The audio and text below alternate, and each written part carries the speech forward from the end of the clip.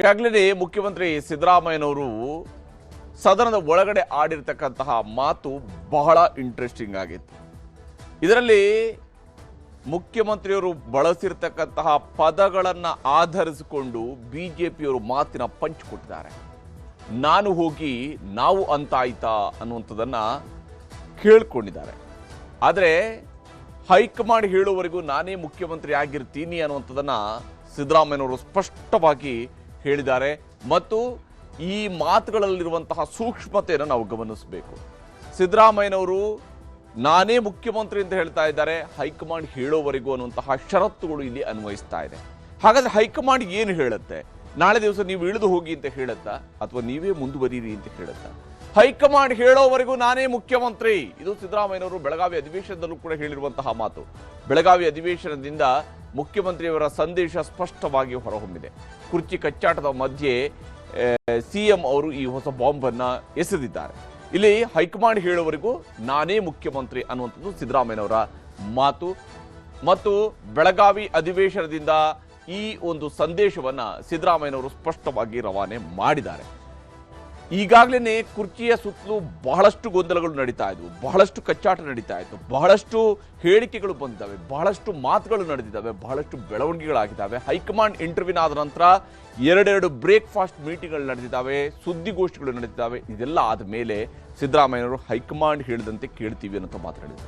ಇವತ್ತು ಬೆಳಗಾವಿಯ ಸದನದಲ್ಲೂ ಕೂಡ ಮುಖ್ಯಮಂತ್ರಿ ಅವರು ಹೇಳಿದ್ದಾರೆ, ಹೈಕಮಾಂಡ್ ಹೇಳೋವರೆಗೂ ನಾನೇ ಮುಖ್ಯಮಂತ್ರಿ ಅನ್ನುವಂತಹ ಮಾತನ್ನ ಸಿಎಂ ಸಿದ್ದರಾಮಯ್ಯನವರು ಸ್ಪಷ್ಟವಾಗಿ ಹೇಳಿದ್ದಾರೆ.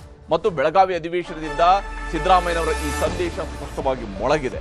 ಜನರಿಗೂ ಕೂಡ ಅಷ್ಟೇನೆ, ಪ್ರತಿಪಕ್ಷಗಳವರೆಗೂ ಹಾಗೇನೆ ಆಡಳಿತ ಪಕ್ಷದವರೆಗೂ ಕೂಡ ಹೈಕಮಾಂಡ್ ಹೇಳುವವರೆಗೂ ನಾನೇ ಮುಖ್ಯಮಂತ್ರಿ ಆಗಿರ್ತೀನಿ. ಹಾಗಾಗಿ ಹೈಕಮಾಂಡ್ ಏನು ಹೇಳುತ್ತೆ, ಯಾವಾಗ ಹೇಳುತ್ತೆ, ಎಷ್ಟು ಸಮಯದ ನಂತರ ಹೇಳುತ್ತೆ, ಅದಕ್ಕೆ ಯಾವುದೇ ಟೈಮ್ ಫ್ರೇಮ್ ಇಲ್ಲ. ಅದು ಈ ತಿಂಗಳ ಎಂಡಿಗೆ ಹೇಳುತ್ತೆ, ಮುಂದಿನ ತಿಂಗಳ ಅಂತ್ಯಕ್ಕೆ ಹೇಳುತ್ತೆ, ಅಥವಾ 2028ರ ಮೇ ತಿಂಗಳಲ್ಲಿ ಹೇಳುತ್ತಾ ಅಂತ ಗೊತ್ತಿಲ್ಲ.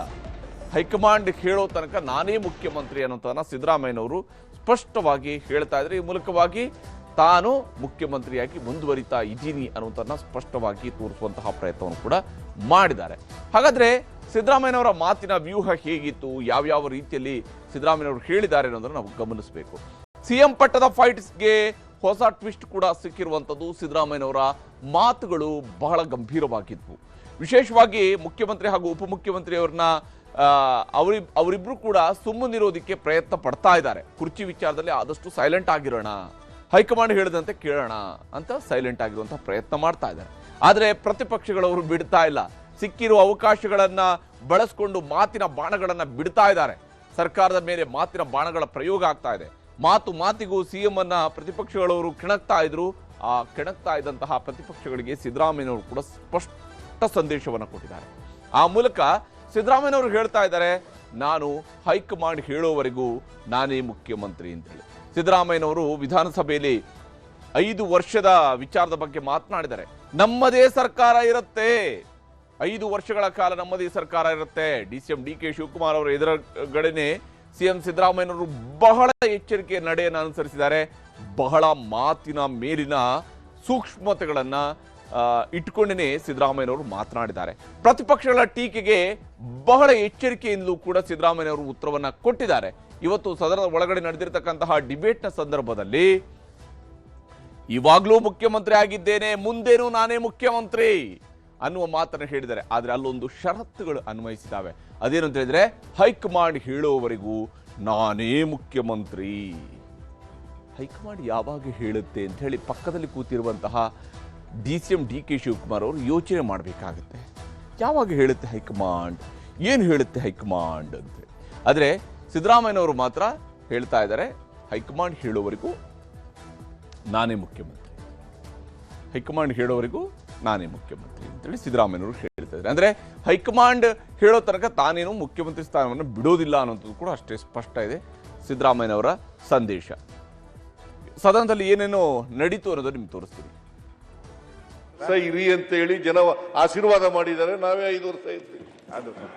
40 ಶಾಸಕರು ನಮ್ಮ ಜೊತೆ ನಿಂತಿದ್ದಾರೆ. ನೀವು ಇದರಲ್ಲಿ ಹೋಗ್ಬೇಡಿ. 140 ಜನ ನಮ್ಮ ಜೊತೆ ನಿಲ್ಲಿದ್ದಾರೆ. ನಮ್ಮ ಸರ್ಕಾರ ಇದೆ. 5 ವರ್ಷ ನಮಗೆ ಜನ ಆಶೀರ್ವಾದ ಮಾಡಿದ್ದಾರೆ. 2023ರಲ್ಲಿ 28ರಲ್ಲೂ ನಾವೇ ಬರ್ತೀವಿ. ಹೌದಾ? 28ರಲ್ಲೂ ನಾವೇ ಬರ್ತೀವಿ ಅಧಿಕಾರಕ್ಕೆ.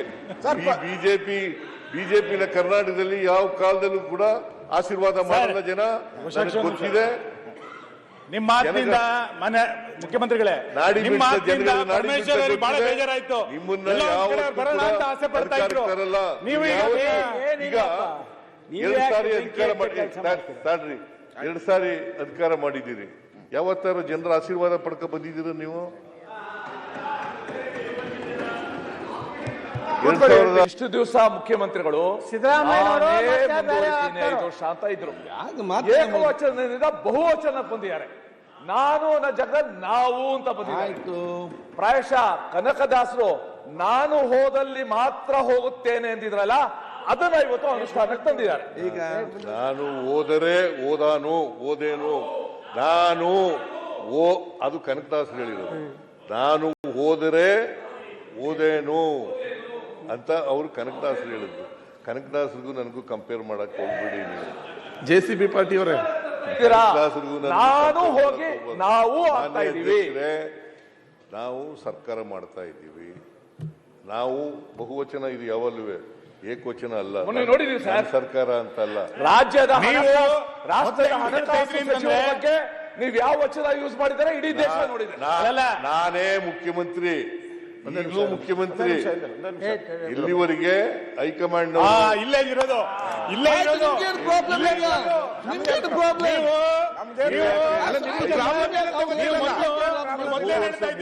ಬದಲಾವಣೆ ಮಾಡಿದ್ರೆ ನೀವು ಏನ್ ಹೇಳ್ತೀರಿ? ನಾನೇ ಮುಖ್ಯಮಂತ್ರಿ ಮುಂದಿನ 5 ವರ್ಷ. ಈಗಲೂ ನಾನೇ ಹೇಳ್ತೀರಿ 5 ಮುಂದೇನು? ಜನವರಿ ನಂತರ ಏನ್ ಹೇಳಿ? ಜನವರಿ ನಂತರ ಏನ್ ಹೇಳಿ? ಮುಖ್ಯಮಂತ್ರಿ. ಈಗ ನಾವು ಹೈಕಮಾಂಡ್ ನಿಮ್ಗೇನ್ ಪ್ರಾಬ್ಲಮ್? ಈಗ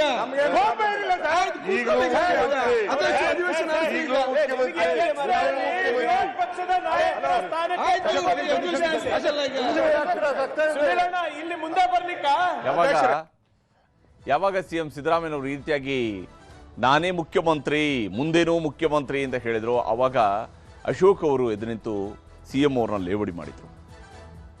ಇಲ್ಲ, ಅವರೇ ನಾನೇ ಹೇಳಿದ್ದೀನಿ ನಾನೇ ಮುಖ್ಯಮಂತ್ರಿ ಅಂತ ಹೇಳಿದರೆ ಇದು ಸದನಕ್ಕೆ ಮೆಸೇಜ್ ಹೋಗ್ಬೇಕಾಯ್ತು. ಬೇರೆ ಬೇರೆ ಸುದ್ದಿ ನಮ್ಮಲ್ಲಿ ಯಾರಾದ್ರೂ ನಿಮ್ದೇನ್ ಪ್ರಾಬ್ಲಮ್? ನಾನು ಅಧ್ಯಕ್ಷ ಒಂದು ಪುಸ್ತಕ ಬರೆಯೋಣ ಅಂತ ಇದ್ದೀನಿ. ಚಾಣಕ್ಯ ತಂತ್ರಗಳು ಅಂತ ಇದೆ ನಮ್ಮಲ್ಲಿ, ಚಾಣಕ್ಯನ ತಂತ್ರಗಾರಿಕೆ. ನಾನು ಒಂದು ಸಿದ್ದರಾಮಯ್ಯನವರ ತಂತ್ರಗಾರಿಕೆ ಅಂತ ಬರಿಬೇಕು ಅಂತ ಒಂದ್ಸಣ್ಣ ಅಲ್ಲ, ನಾನು ಅವ್ರ ಪರವಾಗಿ ಮಾತಾಡ್ತಾ ಇರೋದು. ಹೀಗೆ ಸಿದ್ದರಾಮಯ್ಯನವರ ತಂತ್ರಗಾರಿಕೆ ಅಂದ್ರೆ ಒಂದು ಪುಸ್ತಕವನ್ನು ಬರುತ್ತಾರಂತೆ ಅಶೋಕ್ ಅವರು. ಇರ್ಲಿ, ಇದರ ನಡುವೆ ಬಹಳ ವಿಶೇಷವಾಗಿ ಕಾಣಿಸ್ಕೊಂಡಿದ್ದು ಶಿವಕುಮಾರ್ ಅವರ ಮೌನ. ಯಾಕೆಂದ್ರೆ ಸದನದ ಒಳಗಡೆ ಯಾವತ್ತೂ ಶಿವಕುಮಾರ್ ಅವರು ಬಹಳ ಆಕ್ಟಿವ್ ಆಗಿರ್ತಾರೆ. ಪ್ರತಿಪಕ್ಷಗಳವರು ಎತ್ತತಕ್ಕಂತಹ ವಿಚಾರಗಳಿಗೆ ಇಮಿಡಿಯೇಟ್ ಆಗಿ ರಿಯಾಕ್ಟ್ ಮಾಡ್ತಾರೆ. ಅವರು ಸದನದ ಒಳಗಡೆ ಇದ್ರು ಅಂತ ಹೇಳಿದಾಗ ಬಹಳ ಸ್ಪಾಂಟೇನಿಯಸ್ ಆಗಿ ಅವರು ಉತ್ತರವನ್ನು ಕೊಡ್ತಾ ಇರ್ತಾರೆ. ಆದರೆ ಪ್ರತಿಪಕ್ಷಗಳು ಹಾಗೂ ಏನು ಸಿಎಂ ಕುರ್ಚಿ ಗದ್ದಲದ ಮಧ್ಯೆ DK ಸೈಲೆಂಟ್ ಆಗಿದ್ರು. ಮುಖ್ಯಮಂತ್ರಿಯವರು ಎದ್ದು ನಿಂತು ಉತ್ತರವನ್ನು ಕೊಡ್ತಾ ಇದ್ರು. DCM ಸೈಲೆಂಟ್ ಆಗಿದ್ರು. ಕುರ್ಚಿ ಕುರಿತ ಚರ್ಚೆಗಳಿಗೆ ಸಂಬಂಧವೇ ಇಲ್ಲ ಅನ್ನುವಂತಹ ರೀತಿಯಲ್ಲಿ ಶಿವಕುಮಾರ್ ಅವರು ಕುಳಿತಿದ್ರು. ಸದನದ ಒಳಗಡೆನೆ ಎಲ್ಲ ಕಾರ್ಯಕಲಾಪ ನಡೀತಾ ಇರುವಾಗ ಶಿವಕುಮಾರ್ ಅವರು ಬಹಳ ಸೈಲೆಂಟ್ ಆಗಿ ಕುಳಿತಿದ್ರು. ಸಿದ್ದರಾಮಯ್ಯನವರ ಬೆನ್ನಿಗೆ ನಿಂತ ಕೆಲ ಸಚಿವರು ಹಾಗೂ ಶಾಸಕರು ಮತ್ತು ಸಚಿವರು ಸಿದ್ದರಾಮಯ್ಯನವರ ಬೆನ್ನಿಗೆ ನಿಂತು ಮಾತನಾಡ್ತಾ ಇದ್ರು. ಆದರೆ ಶಿವಕುಮಾರ್ ಅವರು ತುಟಿ ಎರಡು ಮಾಡಿಲ್ಲ. ಹಾಗೆಯೇ ಶಿವಕುಮಾರ್ ಮತ್ತು ಶಿವಕುಮಾರ್ ಬಣದ ಶಾಸಕರು ಕೂಡ ಮೌನ ತಂತ್ರಗಾರಿಕೆಯ ಮೊರೆ ಹೋಗಿದ್ರು, ಮೌನವಾಗಿ ಕುಳಿತಿದ್ರು. ಯಾಕಂದ್ರೆ ಕೆಲವೊಮ್ಮೆ ಮೌನದ ತೂಕ ಜಾಸ್ತಿ ಆಗೋಗ್ಬಿಡುತ್ತೆ. ಇಲ್ಲಿ ಅದು ರಾಜಕಾರಣಿಗಳ ಮೌನಕ್ಕೆ ಇರುವಷ್ಟು ತೂಕ ಅವರ ಮಾತುಗಳಿಗೆ ಕೆಲವೊಂದು ಬಾರಿ ಇರೋದಿಲ್ಲ. ಇಲ್ಲಿ ಶಿವಕುಮಾರ್ ಅವರ ಮೌನ ಯಾವ ಕಾರಣಕ್ಕಾಗಿದು ಅನ್ನುವಂಥ ಕುತೂಹಲ ಇದೆ. ಶಿವಕುಮಾರ್ ಈಗಲೂ ಕೂಡ ಹೈಕಮಾಂಡ್ ತನ್ನನ್ನು ಬೆಂಬಲಿಸುತ್ತೆ ಅಂತ ವಿಶ್ವಾಸವನ್ನು ಇರಿಸಿಕೊಂಡಿದ್ದಾರೆ. DK ಶಿವಕುಮಾರ್ ಅವರಿಗೆ ಈಗಲೂ ಕೂಡ ಆ ವಿಶ್ವಾಸ ಇದ್ದೇ ಇದೆ. ಹೈಕಮಾಂಡ್ ನನ್ನನ್ನು ಬೆಂಬಲಿಸುತ್ತೆ, ಪಕ್ಷನಿಷ್ಠೆ, ಪಕ್ಷ ಗೆಲ್ಲಿಸಿರುವ ವ್ಯಕ್ತಿ, ಪಕ್ಷ ಗೆಲ್ಲಿಸುವ ಶಕ್ತಿ ಅನ್ನುವಂಥ ಆತ್ಮವಿಶ್ವಾಸ ಶಿವಕುಮಾರ್ ಅವರಲ್ಲೂ ಕೂಡ ಇದೆ. ನಾನು ಪಕ್ಷವನ್ನು ಗೆಲ್ಲಿಸಿರುವಂಥ ವ್ಯಕ್ತಿ ಮತ್ತು ಗೆಲ್ಲಿಸುವ ಶಕ್ತಿಯು ನಾನು ಅಂತ ಹೇಳಿ. ಹೀಗಾಗಿ ಪಕ್ಷ ಸಂಘಟನೆ ಅಧಿಕಾರಕ್ಕೆ ತಂದ ಕೀರ್ತಿ, ಜಾತಿ ಅಸ್ತ್ರದ ಮೇಲೆ ನಂಬಿಕೆಯನ್ನ ಶಿವಕುಮಾರ್ ಅವರು ಕೂಡ ಇಟ್ಕೊಂಡಿದ್ದಾರೆ. ಹಾಗಾಗಿ ನಾನು ಮುಖ್ಯಮಂತ್ರಿ ಆಗಬಹುದು ಅನ್ನುವಂತಹ ವಿಶ್ವಾಸ ಅವರಲ್ಲಿ ಇದ್ದೇ ಇದೆ. ಹೈಕಮಾಂಡ್ ಹೇಳೋವರೆಗೂ ಸಿದ್ದರಾಮಯ್ಯ ಅವರು ಮುಖ್ಯಮಂತ್ರಿ ಆದರೆ ಹೈಕಮಾಂಡ್ ಹೇಳಿದ ನಂತರ ನಾನು ಮುಖ್ಯಮಂತ್ರಿ ಆಗ್ತೀನಿ ಅನ್ನುವಂಥದ್ದು ಬಹುಶಃ ಅವರ ಯೋಚನೆ ಇರಲೂಬಹುದು. ಆದರೆ ಹೈಕಮಾಂಡ್ ಯಾವಾಗ ಹೇಳುತ್ತೆ, ಈಗ ಹೇಳುತ್ತಾ 2028ರಲ್ಲಿ ಹೇಳುತ್ತಾ, ಇದು ನೋಡಬೇಕಾಗಿರುವಂಥದ್ದು. ಇದರ ನಡುವೆನೇ ಅನುದಾನದ ವಿಚಾರಕ್ಕೆ ಸಂಬಂಧಪಟ್ಟಂತೆ ಅಸಮಾಧಾನ ವ್ಯಕ್ತವಾಗಿದೆ ಸದನದ ಒಳಗಡೆ. ಪ್ರತಿಪಕ್ಷದವರಿಂದ ಮಾತ್ರ ಅಲ್ಲ, ಆಡಳಿತ ಪಕ್ಷದ ಸದಸ್ಯರಿಂದ, ಅದರಲ್ಲೂ ಕೂಡ ಶಿವಕುಮಾರ್ ಅವರ ಅತ್ಯಾಪ್ತ ಶಾಸಕರ ಅವರ ಸಂಬಂಧಿಕರಾಗಿರ್ತಕ್ಕಂಥ ಡಾಕ್ಟರ್ ರಂಗನಾಥ್ ಅವರ ಮೂಲಕ ಮೊನ್ನೆ ಸಿದ್ದರಾಮಯ್ಯನವರು ಹೋಗಿ ತಿಂಡಿ ತಿಂದು ಬಂದಾಗ ಸಿದ್ದರಾಮಯ್ಯನವರ ಅದೇ ಟೇಬಲ್ನಲ್ಲೇ ಶಿವಕುಮಾರ್ ಅವರು, ಸುರೇಶ್ ಅವರ ಪಕ್ಕದಲ್ಲಿದ್ದಂತಹ ವ್ಯಕ್ತಿ ಶಾಸಕ ಡಾಕ್ಟರ್ ರಂಗನಾಥ್. ಕ್ಷೇತ್ರದ ಅಭಿವೃದ್ಧಿ ಅನುದಾನದಲ್ಲಿ ತಾರತಮ್ಯ ಅನ್ನುವಂತಹ ಕೂಗು ಶಾಸಕ ರಂಗನಾಥ್ ಅವರಿಂದ ಮೊಳಗಿದೆ. ಸಿಎಂ ಸಿದ್ದರಾಮಯ್ಯನವರಿಗೆ ಪ್ರಶ್ನೆ ಮಾಡಿದ್ದಾರೆ ಡಿ.ಕೆ. ಶಿವಕುಮಾರ್ ಅವರ ಆಪ್ತ ಶಾಸಕರಾಗಿರುವಂತಹ ಡಾಕ್ಟರ್ ರಂಗನಾಥ್. ಅವರು ಕೇಳಿದ್ದಾರೆ, ಮಧುಗಿರಿಗೆ ನೀವು 100 ಕೋಟಿ ಕೊಟ್ಟಿದ್ದೀರಿ, ನಮ್ಮದೇ ಸರ್ಕಾರದಲ್ಲಿ ನಮಗೆ ಅನ್ಯಾಯ ಆಗ್ತಾ ಇದೆ. ಮಧುಗಿರಿಗೆ 100 ಕೋಟಿ ಕೊಟ್ಟರೆ ನನಗೆ 1 ಕೋಟಿ ಅಷ್ಟೇ ಕೊಟ್ಟಿದ್ದೀರಿ, ಕುಣಿಗಲ್ಗೆ ಯಾಕೆ ಕಡಿಮೆ ಅನ್ನುವಂತಹ ಪ್ರಶ್ನೆಯನ್ನ ಕುಣಿಗಲ್ನ ಶಾಸಕರು ಕೇಳ್ತಾ ಇದ್ದಾರೆ ಮುಖ್ಯಮಂತ್ರಿ ಸಿದ್ದರಾಮಯ್ಯನವ್ರನ್ನ. ನಮಗೆ ಯಾಕೆ ಕೊಡ್ತಿಲ್ಲ ಅಂತ ಹೇಳಿ ಮುಂದಿನ ಹಂಚಿಕೆಯಲ್ಲಿ ಸರಿಪಡಿಸ್ತೀನಿ ಅನ್ನುವಂತಹ ಭರವಸೆಯನ್ನ ಮುಖ್ಯಮಂತ್ರಿ ಸಿದ್ದರಾಮಯ್ಯನವರು ಈ ಸಂದರ್ಭದಲ್ಲಿ ಕೊಟ್ಟಿದ್ದಾರೆ. ಮುಂದಿನ ಹಂಚಿಕೆಯಲ್ಲಿ ನಾನು ಒಂದು ವೇಳೆ ಅಸಮತೋಲನ ಆಗಿದ್ರೆ ಸರಿಪಡಿಸ್ತೀನಿ ಅಂತ ಹೇಳಿದ್ರೆ ಸದನದಲ್ಲಿ ಏನು ನಡೀತು ಅನ್ನೋದು ನಿಮ್ಗೆ ತೋರಿಸ್ತೀನಿ. ಏನು ಇವತ್ತು ಬಡವರ ಬಗ್ಗೆ ಇರೋಂಥ ಸರ್ಕಾರನ ಕೆಟ್ಟ ಹೆಸರು ಬರಬಾರ್ದು ಅನ್ನೋದಕ್ಕೋಸ್ಕರ ನಾನು ಮಾನ್ಯ ಮುಖ್ಯಮಂತ್ರಿಗಳ ಗಮನಕ್ಕೆ ತರಲಿಕ್ಕೆ ವಿಶೇಷವಾಗಿ ನಿಮ್ಮನ್ನ ಬಳಸ್ಕೊತಾ ಇದ್ದೀನಿ ಮಾನ್ಯ ಸಭಾಧ್ಯಕ್ಷರೇ. ಇವತ್ತು ಕುಣಿಗಲ್ ತಾಲೂಕಲ್ಲಿ ಸುಮಾರು ಎಲ್ಲ ಇವತ್ತು ಮಧುಗಿರಿಲಿ 100 ಕೋಟಿ ಕೊಡುವಂತ ಸಂದರ್ಭದಲ್ಲಿ ನನ್ನ ತಾಲೂಕಿಗೆ ಸುಮಾರು ವರ್ಷದಿಂದ 1 ಕೋಟಿ ಕೊಡ್ಲಿಕ್ಕೂ ಅವಕಾಶ ಇಲ್ಲ ಅಂದ್ರೆ ನಾನು ಎಲ್ಲಿಗೆ ಹೋಗ್ಲಿ ಮಾನ್ಯ ಸಭಾಧ್ಯಕ್ಷರೇ? ಬಟ್ ಮಧುಗಿರಿ ಪ್ರಸ್ತಾಪ ಮಾಡಿದ್ರು. ಮಧುಗಿರಿನಲ್ಲಿ ಅಲ್ಲಿ ಜಾಸ್ತಿ ಕೊಟ್ಟಿದ್ದಾರೆ, ಇಲ್ಲಿ ಕಡಿಮೆ ಕೊಟ್ಟಿದ್ದಾರೆ ಅಂತಕ್ಕಂಥ ಮಾತುಗಳನ್ನು. ಮಧುಗಿರಿನಲ್ಲಿ 26% SC ಜನಾಂಗದವ್ರು ಇದ್ದಾರೆ. ಕುಣಿಗಲ್ನಲ್ಲಿ ಬರೀ 8% ಮಾತ್ರ SC ಜನಾಂಗದವ್ರು ಇದ್ದಾರೆ. ಹಾಗಾಗಿ ಅಲ್ಲಿ ಸ್ವಲ್ಪ ಜಾಸ್ತಿ ಕೊಟ್ಟಿರ್ಬೋದು.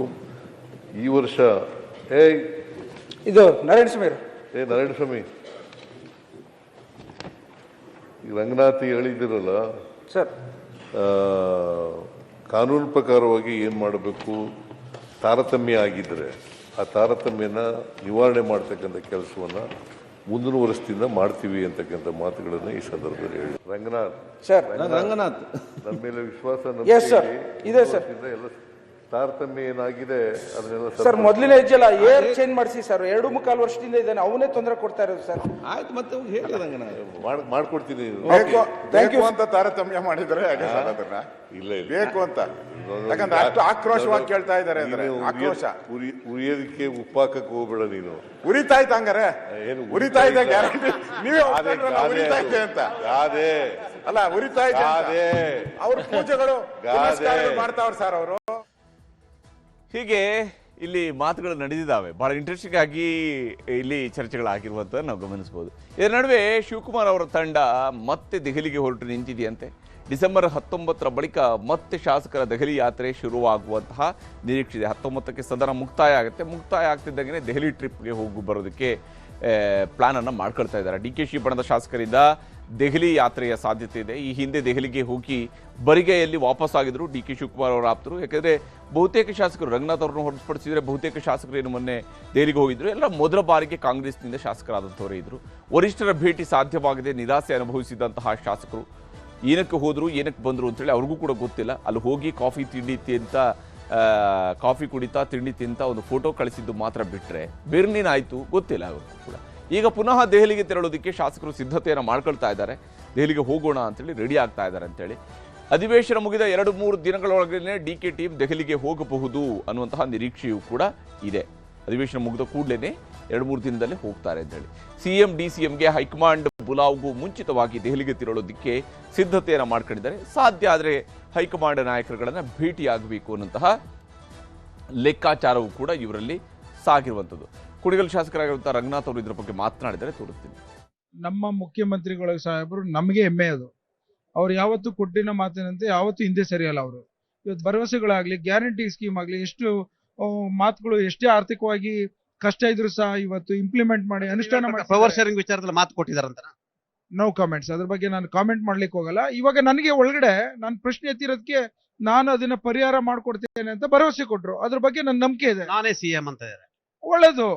ಅವರು ಸಿಎಂ ಅಂದಾದ್ಮೇಲೆ ಮುಗೀತಲ್ಲ, ಇನ್ನೇನಿಗೆ ಪ್ರಶ್ನೆ ಮಾಡ್ತಿದ್ದೀರಿ? ಇದುವರೆಗೂ ಹೈಕಮಾಂಡ್ ಅವ್ರು ಯಾವ ರೀತಿ ಅವರು ತೆಗೆದುಕೊಂಡಂತ ನಿರ್ಧಾರ, ಹೈಕಮಾಂಡ್ ಅವ್ರು ಯಾವ ರೀತಿ ನಿರ್ಧಾರ ತೆಗೆದುಕೊತಾರೆ, ಅದಕ್ಕೆ ನಾವೆಲ್ಲ ಬದ್ವಿದ್ದೇವೆ ಅನ್ನೋದು ನಿಮ್ಗೆಲ್ಲ ಗೊತ್ತಿದೆ. ಹೀಗೆ ಕಾಂಗ್ರೆಸ್ನವರೆಲ್ಲರೂ ಕೂಡ ಮಾತನಾಡುವಂತಹ ರೀತಿಯನ್ನು ನೋಡಿದರೆ ಬಹಳ ಏನು ಸೆನ್ಸರ್ ಆಗಿ ಬರ್ತಾ ಇದ್ದಾವೆ ಮಾತುಗಳು, ಬಹಳ ಫಿಲ್ಟರ್ಗಳು ಬಳಕೆ ಆಗ್ತಾ ಇದ್ದಾವೆ. ಯಾವುದನ್ನು ಹೇಳಬೇಕು, ಎಷ್ಟು ಹೇಳಬೇಕು, ಯಾವ ಸ್ವರೂಪದಲ್ಲಿ ಹೇಳಬೇಕು, ಹೇಗೆ ಹೇಳಬೇಕು, ಈ ರೀತಿಯಾದಂತಹ ಯೋಚನೆ ಮಾಡ್ಕೊಂಡು ಮಾತನಾಡ್ತಾ ಇದ್ದಾರೆ. ಡಾಕ್ಟರ್ ರಂಗನಾಥ್ ಅವರು ಕೂಡ ಅದೇ ಸ್ವರೂಪದಲ್ಲೇ ಮಾತನಾಡ್ತಾ ಇದ್ರು. ಹೈಕಮಾಂಡ್ ಹೇಳಿದ ಮೇಲೆ ಮುಗೀತು, ಮುಖ್ಯಮಂತ್ರಿಯವರು ಹೇಳಿದ ಮೇಲೆ ಮುಗೀತು, ಅವರು ಭರವಸೆ ಕೊಟ್ಟ ಮೇಲೆ ಮುಗೀತು, ಈ ರೀತಿಯಂಥ ಮಾತುಗಳ ಮೂಲಕವಾಗಿ ಇರ್ತಾರೆ. ಅದರೇನೇ ಇರಲಿ, ಸಿದ್ದರಾಮಯ್ಯನವರು ಹೇಳಿದ್ದಾರೆ ಹೈಕಮಾಂಡ್ ಹೇಳೋವರೆಗೂ ನಾನೇ ಮುಖ್ಯಮಂತ್ರಿ ಅಂತೇಳಿ. ಹೈಕಮಾಂಡ್ ಯಾವಾಗ ಹೇಳುತ್ತೆ ಇದೊಂದೇ ಪ್ರಶ್ನೆ ಈಗ.